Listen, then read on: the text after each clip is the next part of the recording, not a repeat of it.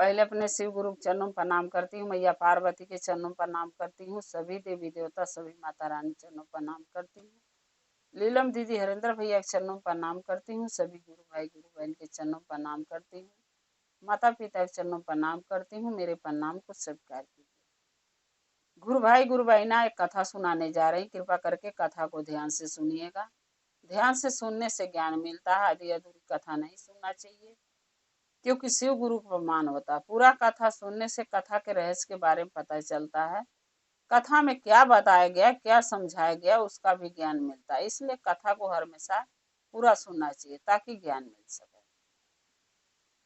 अगर मेरा ये कथा आपको अच्छा लगेगा तो कमेंट में लिख के जरूर भेजिएगा। चैनल को सब्सक्राइब कर लीजिएगा कि जो भी मैं नया नया कथा वीडियो डालती हूँ आपके पास पहुँचता है। आप हमारे कथा को ऐसे ही देखते रहें, अपना प्यार अपना दुलार देते रहें।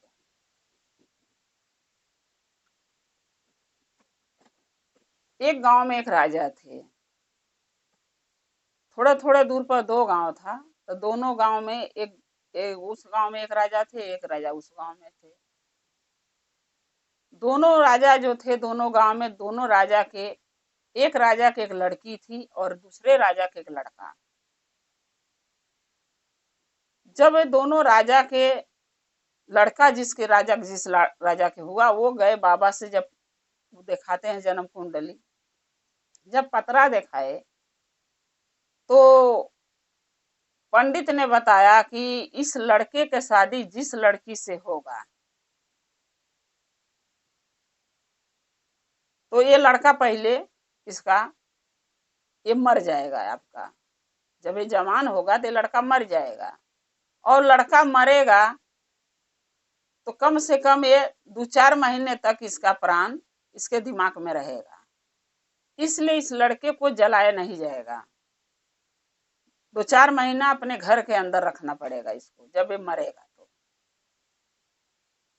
क्योंकि इसके नसीब में ये लिखा है कि जब दूसरे राजा की, जो जहां भी जिस राजा की भी लड़की होगी, वो लड़की आके जब इसके सेवा करेगी, इस लाश का देखभाल करेगी, तब जाके लाश फिर जीवित ही लड़का हो जाएगा और फिर उसी लड़की से इसका शादी होगा। अब राजा बहुत परेशान कि ऐसी लड़की मिलेगी कहाँ। लेकिन वो पंडित जी बोले कि अरे किस्मत पर छोड़ दो, भाग में जो लिखा है वो किसी के मान के नहीं है, कहीं न कहीं तो कुछ न कुछ तो जरूर भगवान सोचे होंगे महादेव। फिर जो दूसरे गांव में राजा की लड़की हुई, वो एक महात्मा के बुलाए दिखाने के लिए कि मेरी लड़की की भाग्य कैसा है, देख के बताइए।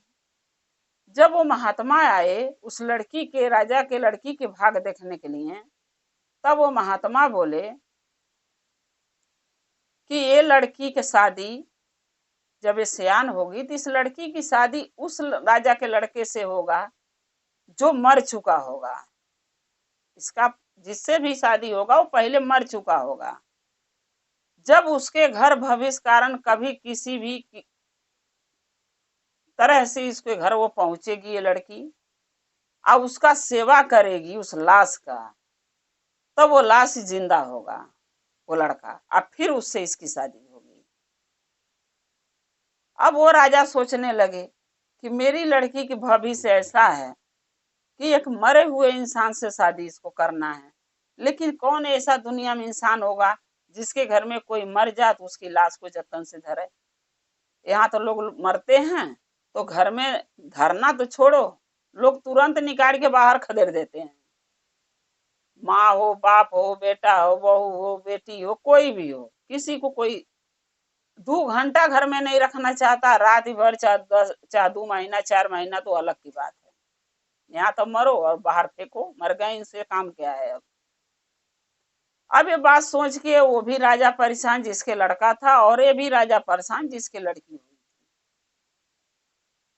लड़का खोजने के लिए राजा जो थे अपने लड़की के लिए, जो दूसरे राजा थे लड़की के लिए, जब सयान हो गई लड़की, उसके लिए लड़का ढूंढने के लिए पूरा कईयों गांव के राजा के पास घूमे आए, लेकिन ऐसा कोई दुनिया में मिला ही नहीं जिसका लड़का मर जा और उससे भी शादी हो जा फिर वो जीवित होगा।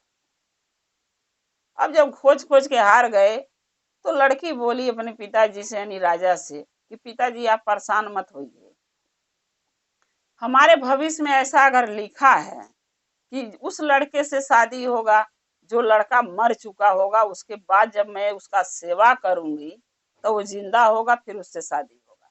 अगर मेरी किस्मत में ये चीज लिखा है तो आप मेरे लिए लड़का मत ढूंढिए, मैं खुद लड़का ढूंढने जाऊंगी। लड़की बोली मैं खुद ढूंढूंगी अब।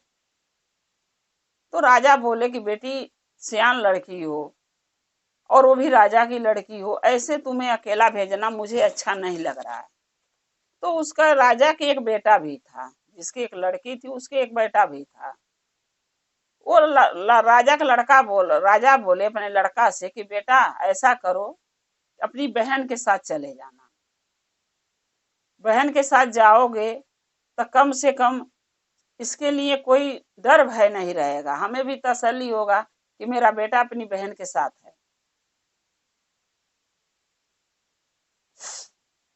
तो लड़का बोला राजा का ठीक है पापा, मैं अपनी बहन के साथ जाऊंगा, जहां भी मेरी बहन जाएगी मैं इसके साथ साथ रहूंगा, अकेला नहीं रहने दूंगा। अब वो भाई और बहन, बहन निकली अपना पति ढूंढने, राजा का लड़का निकला बहन के साथ देने के लिए। अब वो दोनों ये निकल गए घर से ढूंढने के लिए। जो दूसरे गांव पर राजा थे उनका लड़का धीरे धीरे जवान हुआ। जवान होने की जब शादी की उम्र के हुआ तो किसी कारणवश उसकी मृत्यु हो गई, क्योंकि लिखा था कि जब ये जवान होगा शादी के काबिल होगा तो इसकी मृत्यु हो जाएगी। वो लड़का मर गया। तो राजा को तो पता था कि इसकी लाश को जला नहीं सकते। राजा ने जब लड़का मर गया तो सबने सेनापति और जो है कि गांव गाड़ा बोला कि इसको जला दो। राजा बोले नहीं, मेरा एक ही बेटा है और मैं अभी इसकी लाश के नहीं जलाऊंगा, मैं अपने घर में रखूंगा, जब मेरा मन करेगा जलाऊंगा। तो भाई राजा थे, अगर कोई प्रजा हो तो आदमी दबाव भी दे। राजा थे, उनको कोई दबाव दे नहीं सकता था। राजा ने क्या किया, अपने बेटे के लाश, जब बेटा मर गया जवान होके, तो उसका लाश एक कमरे में रख दिए, कमरे में रख दिए और जो है कि लाश को वो कमरा बंद कर दिए, किसी को आना जाना नहीं। और वहां भी कुछ ऐसा चीजें रख दी है, अगरबत्ती धूप बत्ती, कि जो जलती रहे और लाश में से महक ना आए। अब क्या किए, जब लाश को रख दिए तो उस घर में आना जाना 5-6 महीना बंद हो गया किसी के। और देखिए भगवान के महादेव के लीला कि वो लाश खराब भी नहीं हुआ था। लाश को रख के कुंडी मार दिए, बोल दिए कि अपने घर में कि इस कमरे में कोई नहीं जाएगा। अब क्या हुआ कि जो लड़की और लड़का, जो भाई बहन दोनों, लड़की निकली थी अपने सुहाग के चक्कर में कि कोई लड़का ऐसा मिले जिससे मेरी शादी हो। तो लड़की ये सोच के निकली कि पिताजी लड़का ढूंढने जाते हैं तो बाहरी से पूछ के चले आते हैं, मैं किसी राज घराने में जाऊंगी तो कोई न कोई बहाने उसके घर के अंदर घुसूंगी ताकि पता चला उसके घर में क्या चल रहा है। जब लड़की वहां से आई तो दूसरे गांव वाले राजा के घर पे पहुंची, लड़की भाई बहन दोनों वहां गए तो वहां जो सैनिक थे उससे बोले कि मुझे प्यास लगी है और राजा से मिलना भी है, क्योंकि वो दोनों ये नहीं परिचय दिए कि हम किसी राजा का बेटी बेटा हैं। बोली कि मुझे राजा से मिलना है और प्यास भी लगी है, क्या हमें अंदर जाने के आदेश देंगे आप लोग। सैनिक ने बोले ठीक है आप अंदर जाइए, राजा से पूछ के आता हूँ फिर आप चले जाना। सैनिक गया, राजा से पूछा, राजा बोले आने दो। सैनिक आके बोले, वो भाई बहन दोनों अंदर राजा के दरबार में चले गए जिनका लड़का मर गया था। गए तो वहां पर लड़की बोली कि राजा साहब मुझे बहुत तेज प्यास लगी है, क्या पानी मिलेगा। राजा ने अपने दासी को बुलाए, बोले कि इसको पानी ले आके दे दो। दासी पानी लेने गई तो घर में रानी भी थी। रानी बोली क्या हुआ दासी।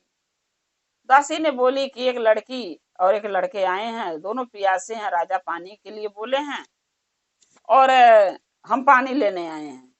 रानी ने दासी से बोली कि दासी जाओ, औरत के जात है, लेडीज है, उसको बाहर बैठाना उचित नहीं है, जाओ उसको अंदर लाओ। जो लड़का है उसके साथ जो है उसको बाहर बैठा देना और लड़की को अंदर लाओ। एक औरत के दर्द समझ सकती है। रानी ये सोच के लड़की को अंदर बुलवाई दासी से।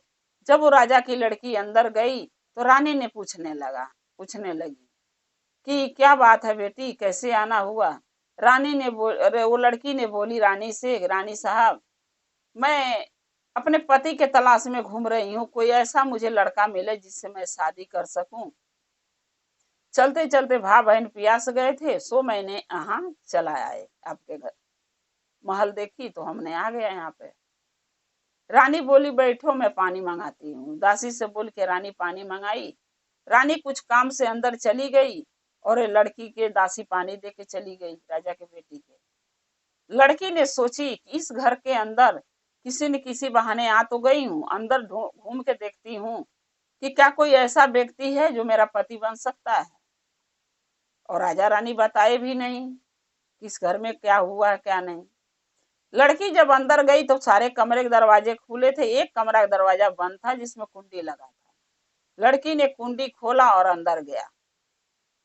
जब अंदर जाके देखी तो राजा का लड़का मरा पड़ा है, लाश रखा हुआ है। अब लड़की सोच ली कि यही मेरा पति बनेगा, भविष्य जो बताए थे महात्मा ने उसके हिसाब से यही मेरा पति बनेगा, क्योंकि ये भी एक राजा का लड़का, मैं भी एक राजा की लड़की हूँ।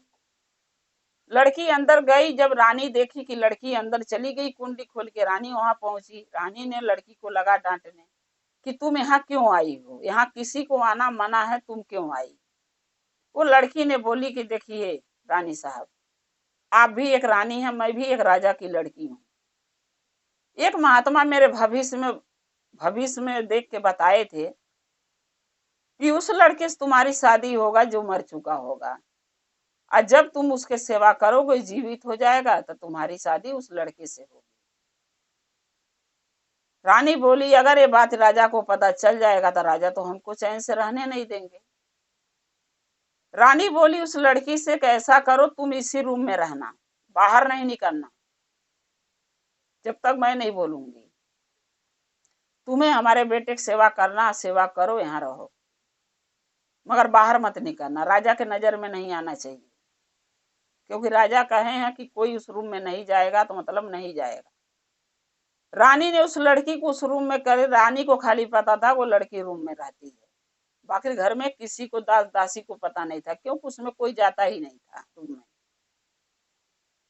जब वो भाई उसका पूछा कि मेरी बहन कहाँ गई बाहर निकलने के लिए, तो रानी ने बोल दिया कि तुम्हारी बहन अंदर तो आई थी लेकिन वो पानी वानी पी और वो बोली कि मेरे को जरूरी है बाहर जाना है, मैं जा रही हूँ, वो चली गई। अब वो राजा का लड़का जो था, जो बहन के साथ गया था, वो सोचा मेरी बहन चली गई है तो वो भी अपने घर लौट गया। और वो राजा की लड़की उस लड़के के सेवा लगी करने, राजा के बेटा के जो मर चुका था। उसके शरीर पर इतना घास भूस जम गया था कि हद से बाहर, एक जंगल सा जम गया था, क्योंकि उस घर में कोई मिट्टी के नीचे घर था, न कोई जाना न कोई आना, घास भूसा जम गया था। अब वो लड़की प्रतिदिन उस लड़के को, जो राजा का लड़का मर गया था, उसका एक एक घास, एक एक कूड़ा कबाड़ा उसके शरीर से साफ करती थी। उसके शरीर में एकदम ऊपरी पड़ गया था, रखे रखे लाश को काला पड़ गया था। वो रोज पानी से कपड़े से धीरे धीरे पोंछती थी उसके शरीर को, और रोज उसका सेवा करती थी। जो भी उसका घर घास भूसा उस पर जामा था उसको साफ करती थी। करते करते जब कुछ दिन बीता तो खाली मुंह सब साफ कर दी, पूरा देह साफ कर दी थी, खाली रह गया था उसका आंख पर के उसको साफ करना था धीरे धीरे। जो कचड़े जमे थे उसको कपड़े से साफ करना था, पानी से। वो साफ कर रही थी, इतने में रानी गई। रानी बोली कि बेटा ऐसा करो कि तुम, अभी राजा कहीं बाहर गए हैं, दास दासी भी घर में नहीं है, तुम ऐसा करो जाओ भोजन कर लो, और भोजन करके कुछ घर में घूम टहल लो, नहा धो लो जाके, क्योंकि तुम जहिया से आई हो डर के मारे बाहर निकाली नहीं, न तुम नहाई न धोई, हमारे बेटे की सेवा कर रही हो, तो ऐसा करो तुम अभी चली जाओ यहाँ से, नहा धो लो, कुछ भोजन कर लो, फिर आके अपना सेवा करना इसका। तो राजा की लड़की जो थी वो बोली कि नहीं, अगर मैं चली जाऊंगी तो थोड़ा सा ही रह गया इनके आंख पर का सफाई करना, धूल मिट्टी जो जमा है, अगर मैं चली गई तो अगर ये जीवित हो गए तो इनको कौन देखेगा।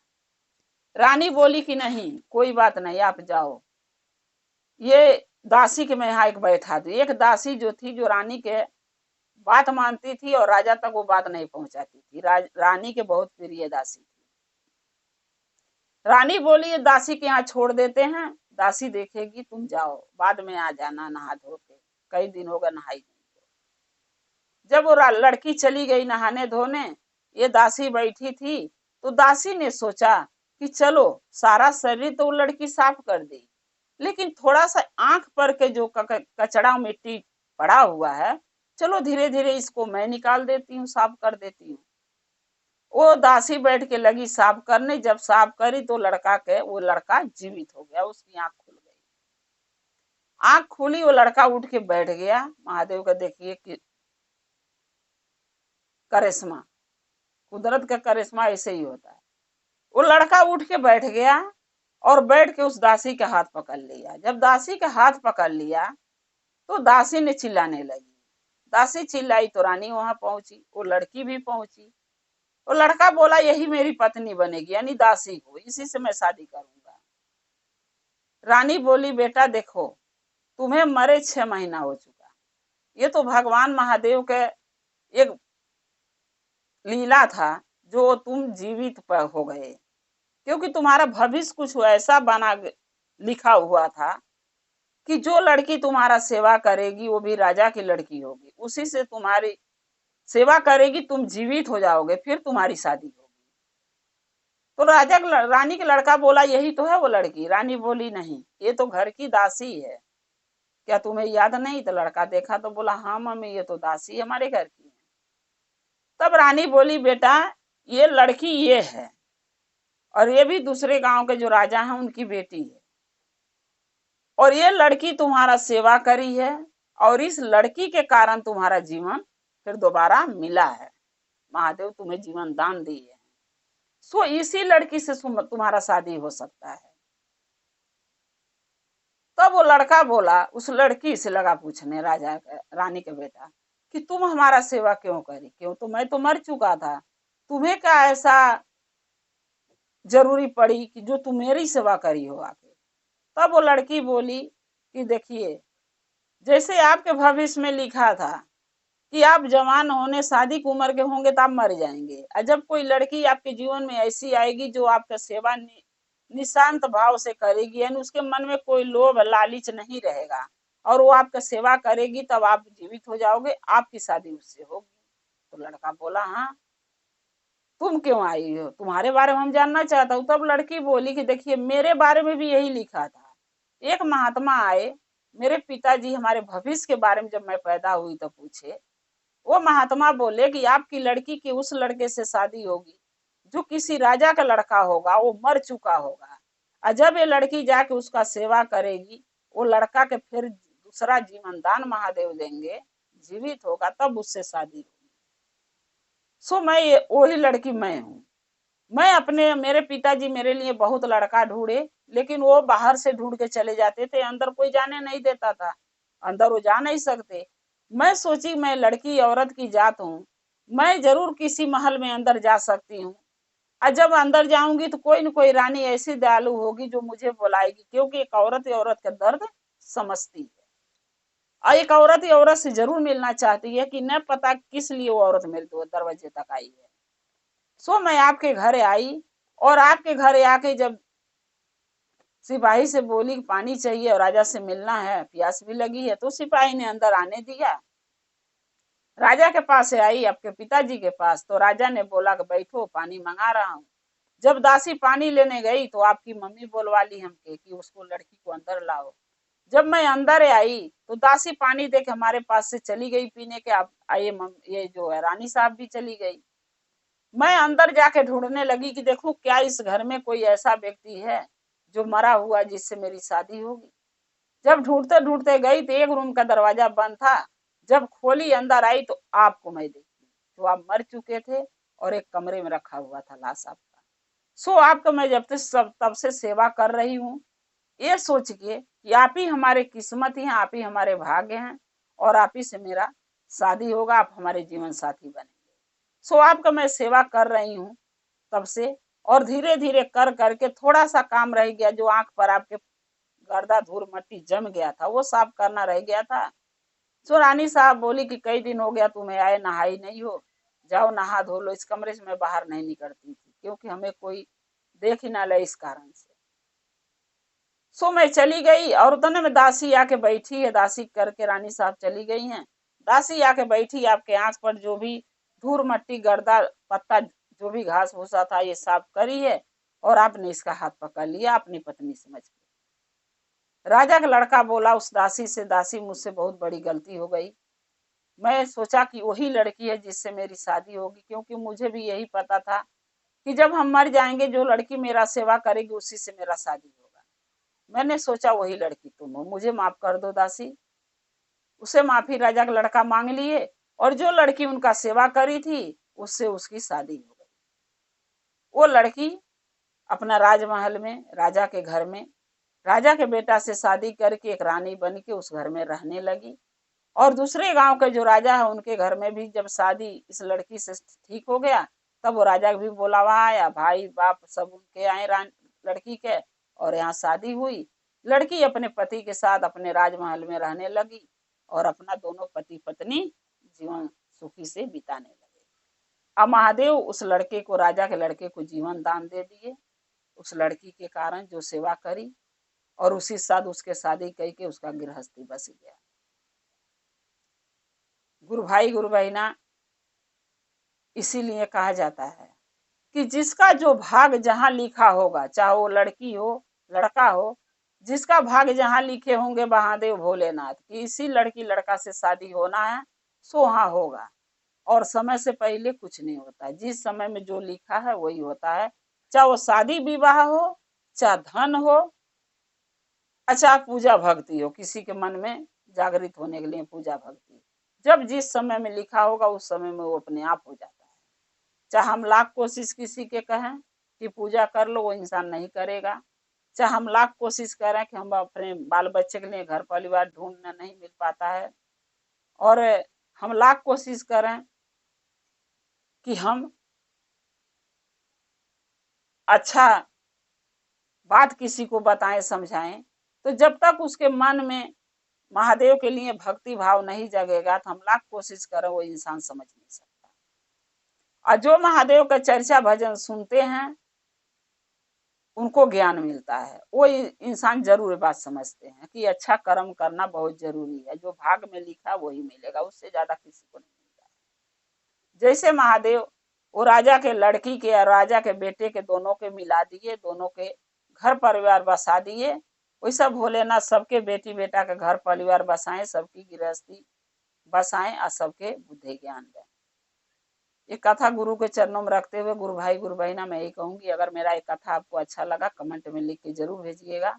चैनल को सब्सक्राइब कर लीजिए, जो भी मैं नया नया कथा डालते हैं आपके पास पहुंचता रहे, आप हमारे कथा को देखते रहें। अगर आप हमारे चैनल पर नए हैं तो चैनल को सब्सक्राइब जरूर कीजिएगा ताकि मेरा कथा आप तक पहुंचे, आप हमारे कथा को देखें, अपना प्यार अपना दुलार हमारे चैनल को देते रहें। हम और आप शिव परिवार से ऐसे ही जुड़े रहें। हर हर महादेव, घर घर महादेव, महादेव की दया और कृपा आप लोग पर सदा बना रहे। जय शिव।